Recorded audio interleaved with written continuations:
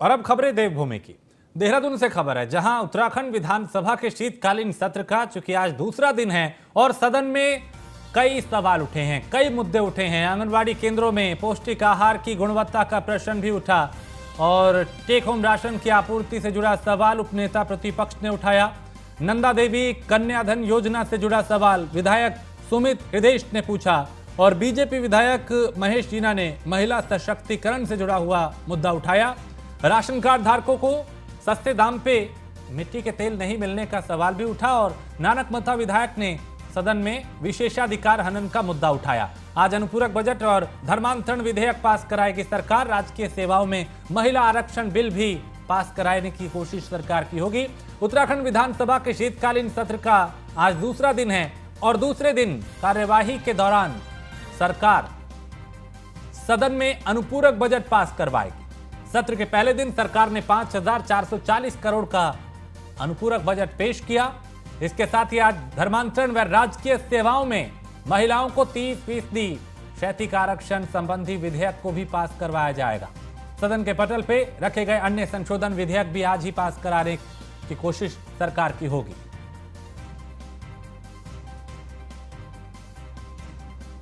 तो देहरादून में सत्र चल रहा है और इस सत्र में आज कई मुद्दों को उठाया गया, कई सवाल जनता से जुड़े हुए उठाए गए जिनके जवाब मांगे गए। तो राशन कार्ड धारकों को सस्ते दाम पे मिट्टी का तेल नहीं मिलने का मुद्दा भी यहां पे उठा। नानकमता विधायक ने सदन में विशेषाधिकार हनन का मुद्दा उठाया और आज अनुपूरक बजट और धर्मांतरण विधेयक पास कराएगी सरकार। तो राजकीय सेवाओं में महिला आरक्षण बिल भी पास कराने की कोशिश सरकार की होगी। तो देहरादून उत्तराखंड विधानसभा के शीतकालीन सत्र यानी उत्तराखंड विधानसभा का जो शीतकालीन सत्र है उसका आज दूसरा दिन है। और इस खबर पे ज्यादा जानकारी के साथ सुदीप जैन हमारे विशेष संवाददाता हमारे साथ जुड़े हुए हैं। सुदीप, आप सत्र का दूसरा दिन, कौन से मुद्दे आज हावी रहे और क्या कोशिश सरकार की इस सत्र को लेकर? जी देखिए, आज विधानसभा सत्र का दूसरा दिन है और आज राज्य सरकार के दो बड़े बिजनेस हैं। पहला वो अपना जो अनुपूरक बजट, जिसे हम सप्लीमेंट्री बजट भी कह सकते हैं, जो कि करीब 5,000 करोड़ रुपए का है, उसे पास करा रही है। महिलाओं को राज्य की सेवाओं में नौकरी के लिए 30% आरक्षण का बिल वो आज लेकर, जो कल आई थी, उसको आज पास कराएगी। दरअसल अभी तक एक शासनादेश के तहत ये व्यवस्था थी, जिसे सम गवर्नमेंट ऑर्डर भी कहते हैं, जियो, पर बीते दिनों हाईकोर्ट में चैलेंज हुआ, जिसके बाद सुप्रीम कोर्ट से सरकार को रिलीफ मिली। तो राज्य की महिलाओं के लिए अब सरकार इसे कानून की शक्ल दे रही है ताकि भविष्य में चैलेंज ना हो। ये दो बड़े मुद्दों के साथ ही विपक्ष नियम 310 में बेरोजगारी का मुद्दा उठाएगा। नेता प्रतिपक्ष यशपाल आर ने कहा था कि बेरोजगारी का मुद्दा यूकेएसएससी पेपर लीक से भी जुड़ा हुआ है, क्योंकि पेपर लीक में गलत तरीके से नौकरी दी गई। सरकार के खास लोगों का इसमें प्रभाव दिखा। आरोपी पकड़े तो गए पर उनकी बेल हो गई, जमानत हो गई, लचर पैरवी रही। इन मुद्दों के अलावा विधायक अपने अपने क्षेत्रों की समस्याओं के साथ टेक होम राशन, जो महत्वपूर्ण विषय है, और आंगनबाड़ी कार्यकर्तियों के विषय को भी उठाया गया है। आज सूत्र हमारे बता रहे हैं कि सदन आज संपन्न हो सकता है या निश्चित काल के लिए स्थगित हो सकता है। सरकार शाम को जैसे ही अपने दो विशेष एजेंडे पास कराती है तो आगे के लिए नया बिजनेस सरकार के पास नहीं है। विपक्ष ये कहता है कि सरकार यूं तो 5 दिन का सत्र कहकर लाई थी ताकि वो अपने क्षेत्र से जुड़ी जरूरी विषयों को सदन में ला सकें, पर सरकार अब इस सत्र को बहुत सीमित करना चाहती है, यह इल्जाम है। और हमारे सूत्र भी बता रहे हैं कि आज शाम तक ही ये सत्र अनिश्चित काल के लिए स्थगित हो सकता है। और अभी थोड़ी देर पहले सदन में जो संसदीय कार्य मंत्री, उन्होंने जानकारी दी है कि जो ग्रीष्मकालीन सत्र होगा वो भराड़ीसैंण चमोली जिले में होगा, जो कि गैरसैंण राज्य की ग्रीष्मकालीन राजधानी भी है। हाँ, लेकिन सुदीप, अगर ऐसा हुआ कि जैसा सूत्र बता रहे हैं कि आज ही सत्र का अंतिम दिन होगा, तो जाहिर है विपक्ष इस पे भी हो हल्ला करेगा कि आपने 5 दिसंबर तक का वक्त दिया, कोई मुद्दा नहीं उठाया, कोई आपको घेर नहीं पाया, आपने सत्र को आहुति दे दी। जी देखिए, ये तो सरकार की शार्पनेस है कि वो अपना बिजनेस भी चला ले जाए और विपक्ष से भी बच जाए। मुख्यमंत्री का हमने कल रणनीतिक कौशल देखा था। वो सीधे नेता प्रतिपक्ष यशपाल आर के कमरे में गए, मुलाकात की, एक कप चाय पी और चले आए। ये एक संदेश था कि विपक्ष को भी सरकार साथ कर चल रही है।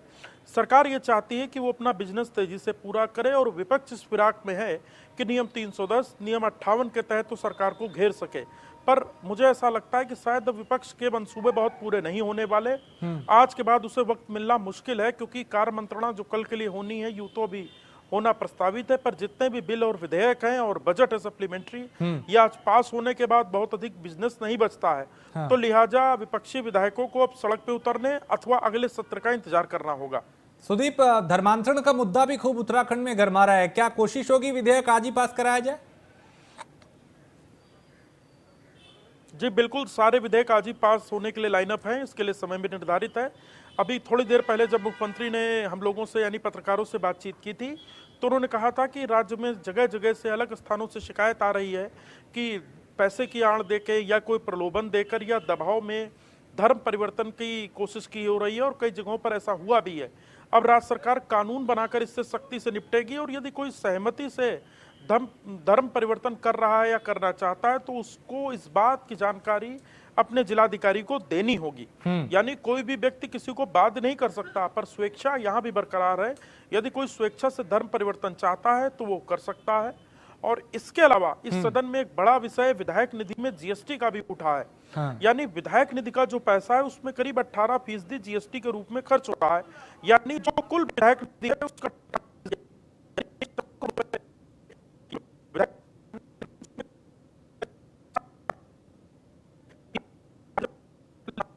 सुदीप, आपकी आवाज़ में थोड़ी दिक्कत आ रही है, आपकी आवाज़ ठीक से नहीं पहुंच पा रही। मैं फिर कोशिश करूंगा आपकी आवाज़ ठीक से आए। एक सवाल ये भी मैं जानना चाहूंगा कि राजकीय सेवाओं में महिलाओं को 30% क्षैतिज आरक्षण संबंधी जो विधेयक है उसको लेकर भी खूब यहाँ पे आवाज़ बुलंद की जा रही है।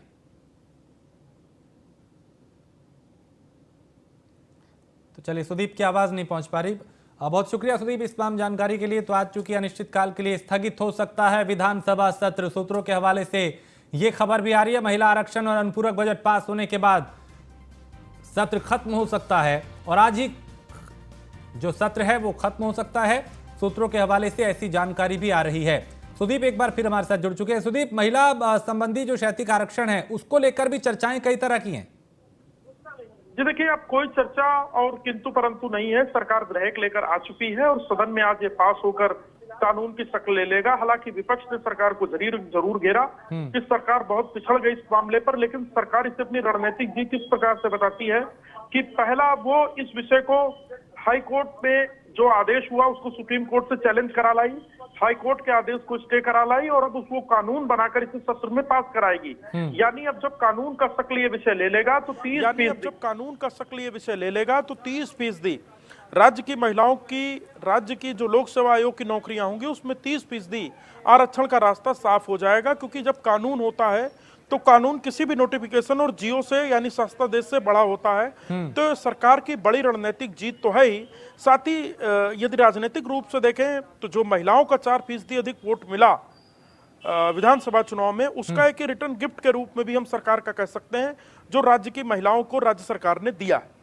चलिए, बहुत शुक्रिया सुदीप इस तमाम जानकारी के लिए। तो आज ही खत्म हो सकता है उत्तराखंड का विधानसभा सत्र, सूत्रों के हवाले से इतनी जानकारी भी आ रही है। सरकार की कोशिश होगी कि जो विधेयक है उन्हें आज ही पास कराया जाए। आगे बढ़ते हैं। उत्तराखंड विधानसभा सत्र के दूसरे दिन पत्रकारों से बात करते हुए मुख्यमंत्री पुष्कर सिंह धामी ने कहा कि राज्य सरकार महिलाओं के हित को देखते हुए नौकरी में उनके आरक्षण को लेकर पहले दिन से गंभीर है। लिहाजा हाईकोर्ट के फैसले के खिलाफ सुप्रीम कोर्ट गई थी और हाईकोर्ट के आदेश को स्थगन करा के अब राज्य सरकार सीधे नौकरियों में आरक्षण पे कानून ला रही है। सरकार ने जो वादा किया था उसे पूरा किया है। मुख्यमंत्री ने धर्मांतरण कानून पर भी बयान देते हुए कहा कि राज्य में लगातार शिकायतें आ रही थी कि धनबल और प्रलोभन के आधार पे लोगों को धर्म बदलवाने के लिए प्रेरित किया जा रहा है। लिहाजा इस विषय में भी सख्त कानून बनाया जा रहा है। और मुख्यमंत्री ने कल विधायकों से हुई जीएसटी कटौती विधायक निधि में इस्तेमाल के दौरान आ रही दिक्कतों के बारे में भी जानकारी देते हुए कई बातों का जिक्र किया था।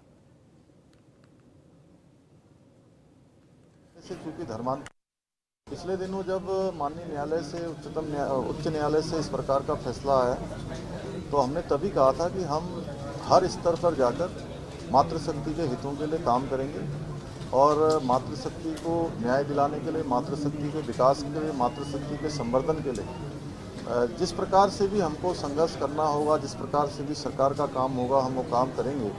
हम पहले उच्चतम न्यायालय में गए, SLP हमने दायर करी, वहाँ से हमको राहत मिली और उसके बाद हमने चूँकि उसको पुख्ता करने के लिए कि हमारी मातृशक्ति का 30% क्षैतिज आरक्षण बना रहे, उसके लिए हमने विधानसभा के अंदर पहले ही कहा था कि हम विधेयक लाएंगे, एक्ट के रूप में इसको क्रियान्वित करेंगे।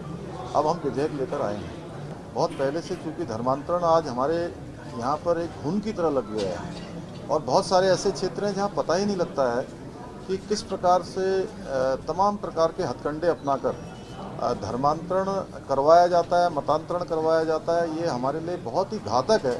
इसलिए हमने निर्णय लिया था, हमारी मंत्रिमंडल की बैठक में हमने तय किया था कि हम इस बार इसके लिए एक सख्त कानून बनाएंगे और जिसमें एक कड़ी सज़ा जो 10 वर्ष की हो और कड़े प्रावधान हो, जिससे कि कोई भी इस प्रकार का कृत्य न कर पाए। उत्तराखंड देवभूमि है, यहाँ पर इस प्रकार की चीज़ें बिल्कुल भी टॉलरेबल नहीं है। तो सभी विधायकों ने और सभी सम्मानित नेतागणों ने मुझसे बात की है। इस संबंध में हम लोग सकारात्मक रूप से बात करके फाइनेंस डिपार्टमेंट इसमें हम लोग रास्ता निकालेंगे। और विधानसभा सत्र में स्पीकर रितु खंडूड़ी की विधायकों को खरी खरी सदन में मोबाइल का इस्तेमाल किया तो कड़ी कार्रवाई होगी, उन्होंने कहा। और सदन में विधायक मोबाइल चलाते दिखे तो फिर कार्रवाई होगी। विधानसभा सत्र के पहले दिन कई विधायक मोबाइल का प्रयोग कर रहे थे, जिसके बाद विधानसभा अध्यक्ष ने ये चेतावनी दी कि अगर ऐसा दोबारा हुआ तो फिर कार्रवाई की जाएगी अगर आपने सदन के भीतर मोबाइल इस्तेमाल किया। तो विधानसभा सत्र के पहले दिन कई विधायक मोबाइल का इस्तेमाल कर रहे थे और विधानसभा सत्र में स्पीकर रितु खंडूड़ी ने विधायकों को खरी खरी सुनाई और ये कहा कि आप सदन के दौरान मोबाइल का इस्तेमाल ना करें, क्योंकि जब कल सदन की शुरुआत हुई, जब पहला दिन था, तब कई विधायक अपने फोन में मशगूल थे।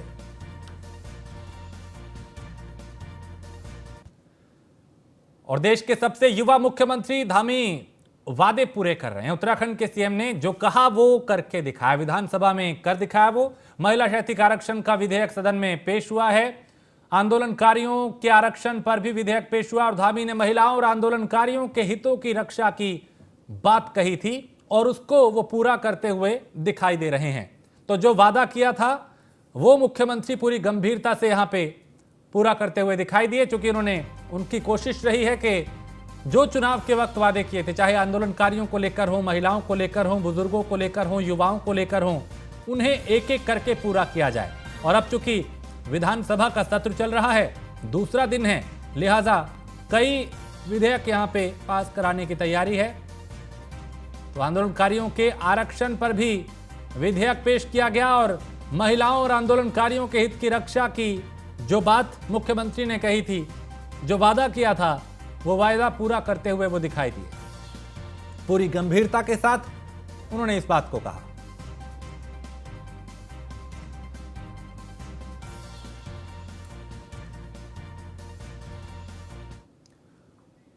और विधानसभा सत्र के दूसरे दिन आज विपक्ष नियम 310 के तहत बेरोजगारी के मामले पर राज्य सरकार को भी घेरेगा। इसमें यूके एसएससी पेपर लीक में लचर पैरवी के कारण अपराधियों को कोर्ट से जमानत मिलने जैसे विषय भी शामिल होंगे। नेता प्रतिपक्ष यशपाल आर्य ने न्यूज वन इंडिया के विशेष संवाददाता सुदीप जैन से खास बातचीत करते हुए क्या कुछ कहा, उन्हें सुनते हैं। का दूसरा दिन है, हमारे साथ नेता प्रतिपक्ष यशपाल आर्य जी हैं। सर, आज बेरोजगारी जैसे बड़े मुद्दे पर आप लोग आ रहे हैं, जिसमें यूकेएसएससी पेपर लीक इत्यादि विषय भी होंगे। किस प्रकार से सर आज आप लोग सरकार को घेर रहे हैं? देखिए, बेरोजगारी युवाओं के भविष्य का सवाल है। बेरोजगारी युवाओं से जुड़ी हुई है। भर्तियों में घोटाला हुआ है, पैसों का खेल हुआ है, रसूखदारों का असर रहा है। सरकार के इर्द गिर्द जो दिखने वाले लोग थे, उन्होंने इस भर्ती घोटाले में उनकी संलिप्तता दिखाई दी है। और तब भी हमने कहा था कि इसकी जांच होनी चाहिए हाई कोर्ट के माननीय न्यायाधीश के निगरानी में। इसलिए हमारी जो मांग थी, युवाओं की मांग थी, विपक्ष की जो मांग थी कि इसमें सीबीआई जांच हो, और सरकार ने इसमें कोई पहल नहीं की। सरकार बचना चाहती थी। सरकार मंत्रणा की बैठक के अनुरूप काम नहीं हो रहा है। सदन में जो सरकार बिजनेस डिस्कस कर रही है उस क्रम में नहीं आ रहा है। आखिर इसके पीछे क्या वजह है? सरकार की कोई ठोस कार्य योजना नहीं है, सरकार के विकास का एजेंडा नहीं है, सरकार खाली हाथ है। सरकार ने पिछले दिनों में, पिछले महीनों में, 9 महीने कार्यकाल में कुछ भी नहीं किया है। तो सरकार इसलिए सदन का सत्र को कम करना चाहती है। क्या मंत्री तैयारी से आ रहे हैं सर? मंत्रियों का देखिए, माननीय मंत्रीगणों का होमवर्क नहीं है और सवालों से कतरा रहे हैं, सवालों का जवाब नहीं है। कल ही एक प्रश्न था कि जो हमारे माननीय मंत्री, माननीय विधायक मयूर बहर, माननीय विधायक सुमित हरदेश जी ने लोक निर्माण विभाग से संबंधित प्रश्न किया था, दोनों प्रश्नों को स्थगित कर दिया गया। नेता प्रतिपक्ष यशपाल आर्य जिन्होंने सरकार पर कई गंभीर आरोप लगाए हैं। पहला कि राज्य सरकार के मंत्री तैयारी से नहीं आते, दूसरा सरकार सत्रावधि बढ़ाना नहीं चाहती है, और तीसरा जो विधानसभा में एजेंडा तय होता है कार्यसूची के माध्यम से, उसका पालन नहीं हो रहा है। कैमरा सहयोगी संदीप के साथ सुदीप जैन, न्यूज 1 इंडिया। राज्य सरकार ने सदन में राज्य की महिलाओं को राजकीय सेवाओं में 30% क्षैतिज आरक्षण दिए जाने का विधेयक सदन के पटल पर रख दिया है। सरकार ने साफ कर दिया कि वो महिला हितों के लिए गंभीर है। इस विषय पे न्यूज 1 इंडिया के विशेष संवाददाता सुदीप जैन ने कैबिनेट मंत्री रेखा आर्या से बात की। उन्होंने क्या कुछ कहा, उन्हें सुनते हैं। महिला आरक्षण, खासकर हमारे उत्तराखंड की मूल रूप से जो रहने वाली हमारी महिलाएं हैं, उनको उत्तराखंड का जो क्षैतिज आरक्षण मिलना चाहिए, वो 30% का आरक्षण पूर्व में सरकार की ओर से मिला हुआ था। लेकिन बीच में कोर्ट की तरफ से जो है उसमें रोक लगाएगी। फिर सुप्रीम कोर्ट ने कोर्ट के निर्णय को स्टे किया और आज सरकार ने, धामी जी ने जो है महिलाओं के हित में बहुत स्वागत योग्य फैसला करा कि कल जो है महिला आरक्षण बिल को जो है सदन के पटल में जो है वो रखने का काम किया। निश्चित रूप से इससे महिलाओं का मनोबल बढ़ेगा। निश्चित रूप से एक बड़ा मैसेज वाकई जो हमारे दिल के अंदर है वो बाहर भी दिखा कि हम महिलाओं के लिए प्रतिबद्ध है। मैम, क्या इसको आने में कुछ वक्त लग गया? विपक्ष का इल्जाम यह है कि सरकार प्रतीक्षा करती रही और मामले कोर्ट में चले गए। देखिए, जब 30% आरक्षण बदस्तूर जारी था तो मुझे नहीं लगता कि किसी को किसी प्रकार की कोई दिक्कत थी। सरकार ने तो कभी नहीं कहा कि 30% का आरक्षण हम रोकना चाह रहे हैं। ये महज एक इत्तेफाक था कि कोई महिला वहां कोर्ट में चलेगी और कोर्ट में जाने के बाद में, जो कि उत्तराखंड की नहीं थी, कोर्ट में चलेगी, कोर्ट ने संज्ञान लिया, उस पर रोक लगाई। फिर यदि सरकार की मंशा नहीं होती तो सुप्रीम कोर्ट में चैलेंज नहीं करती। मुख्यमंत्री जी ने वही काम किया है। तो इसलिए भारतीय जनता पार्टी की सरकार की महिलाओं के प्रति जो जिम्मेदारी है उसमें कोई शक शुबा नहीं है। पूरी जिम्मेदारी के साथ अपनी जिम्मेदारियों का निर्वहन करती है और महिलाओं को सशक्त करती है। तो आप थी कैबिनेट मंत्री रेखा आर्य जी, जिन्होंने साफ तौर पे कहा कि राज्य सरकार ने जो कहा था वो करके भी दिखाया, और सदन में अब ये बहुत जल्द कानून बनेगा और राज्य की महिलाओं को इससे बहुत बड़ा फायदा मिलेगा नौकरियों में। कैमरा सहयोगी संदीप के साथ सुदीप जैन, न्यूज 1 इंडिया, देहरादून। और राज्य में सभी विधायकों की विधायक निधि में जीएसटी के चलते कटौती और विधायक निधि में असमानता का मुद्दा प्रमुखता से छा गया है। धारचूला विधायक हरीश धामी कहते हैं कि वो विधायक निधि ही इस साल की नहीं खर्च कर पा रहे हैं, इसमें जीएसटी एक बहुत बड़ा मुद्दा है। वहीं बीजेपी के विधायक खजान दास कहते हैं कि जीएसटी एक बड़ा मुद्दा है जिससे विधायक निधि प्रभावित हो रही है और जल्द ही मुख्यमंत्री इस विषय पे निर्णय लेंगे, यानी जो फैसला है वो लेंगे, निर्णय लेंगे। 65 से 68 हजार रुपए तक, लाख रुपए तक ये खर्चा बैठ रहा है, जबकि 3 करोड़ 75 लाख रुपए विधायक निधि है। तो ये कहा है कि या तो जीएसटी से मुक्त रखा जाए या विधायक निधि कुछ बढ़ाया जाए। तो इस विषय में माननीय मुख्यमंत्री जी ने कहा और वित्त मंत्री जी ने कहा कि हम इसमें जरूर विचार करेंगे। तो मुझे लगता है कि शायद इसमें डिसीजन कुछ न कुछ हो जाएगा। 65 से 68 हजार रुपये। पूरी मातृशक्ति की ओर से उनको उनका आभार प्रकट करती हूँ, सरकार का भी। ये उत्तराखंड राज्य महिलाओं की अस्मिता पे बना है। मुजफ्फरनगर कांड की अगर आप लोगों को याद होगी, तो अगर मुजफ्फरनगर कांड नहीं होता और हमारी महिलाएं संघर्ष नहीं करती तो शायद ही उत्तराखंड राज्य मिलता। तो ये बहुत अच्छी बात है। और जब पहले भी जो है आरक्षण दिया गया और इस समय भी आरक्षण से हमारी महिलाओं के आगे बढ़ने के अवसर मिले हैं। और जसपुर विधायक आदेश चौहान ने उधम सिंह नगर पुलिस द्वारा उन्हें प्रताड़ित करने का आरोप लगाया है। आदेश चौहान ने कार्रवाई नहीं होने पे विधानसभा के बाहर आत्मदाह की चेतावनी दी है। पूछना चाहता हूं ऊपर से कौन 2 ही बजे मेरा गनर वापस उतर जाता है, क्योंकि जब मैं रुद्रपुर बैठक के लिए जा रहा था तो मेरा गनर पर फोन आता है कि आप देहरादून आइए। वो मुझसे कह रहा साहब मैं आपके साथ नहीं जा सकता, मुझे आप उतारिए। गनर को देहरादून बुलाया जाता है। तो मैं पूछना चाहता हूं एसएसपी से कि 2 ही बजे उनको छोड़ा जाता है, 2 ही बजे गनर वापस ले जाता है, तो क्या इसमें साजिश तो नहीं? मेरी हत्या कराना चाहता था। एसएसपी का ऐसा क्या है? क्योंकि थाने नहीं बिक रहे तो एक दरोगा, एक कोतवाल बार बार उन्हीं में क्यों वापिस लाया जा रहा है? आज जो है नशा क्यों नहीं रोका जा रहा? आज हमारे नए युवक नशे की तरफ निकलते जा रहे हैं। हमारा उत्तराखंड उड़ता पंजाब बनने को तैयार है आज तराई का क्षेत्र। इसलिए मैंने कहा कि अगर मैं अपने साथ न्याय नहीं कर सकता तो इस सदन का विधायक रहने का मुझे क्या अधिकार है, क्या औचित्य है? और मैं नहीं कर सकता तो या तो मेरे पास दो ही विकल्प है कि मैं सदन से इस्तीफा दूं और आत्मदाह करूं, क्योंकि लेकिन आज पीठ से निर्देश हुआ है 1 सप्ताह के लिए कि 1 सप्ताह में जब आप सरकार इस पर निर्णय लेगी, अब उसमें देखते हैं क्या होता है। मैं पूछना चाहता हूं, तो आज सत्र का दूसरा दिन है, जहां एक तरफ मुख्यमंत्री से लेकर मंत्री और प्रदेश के तमाम विधायक सदन में हिस्सा ले रहे हैं, तो वहीं सदन की कार्यवाही देखने के लिए स्कूली बच्चों ने भी काफी उत्साह दिखाई दिया। देहरादून के राजकीय माध्यमिक विद्यालय नवादा में 8वीं कक्षा में पढ़ने वाले कई बच्चों ने विधानसभा में सदन की कार्यवाही को देखा और फिर मीडिया से अपने अनुभव को साझा किया।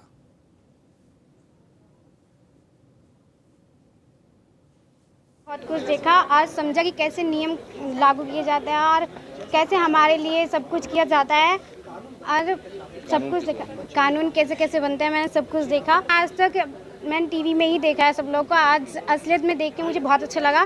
बच्चे बहुत प्रसन्न हैं, बहुत उत्साहित हैं, क्योंकि आज उन्होंने शायद पहली बार आज विधानसभा का सत्र देखा है और प्रत्यक्ष रूप से देखा है। तो क्योंकि अभी तक तो पढ़ते थे, सुनते थे अखबारों के माध्यम से कि वहाँ पे सत्र चलता है और क्या चलता है, विधायक आते हैं, मंत्री आते हैं। आज उन्होंने प्रत्यक्ष रूप से अपने सारे विधायक, मंत्री और यहाँ तक कि मुख्यमंत्री जी को भी सामने सामने बैठे।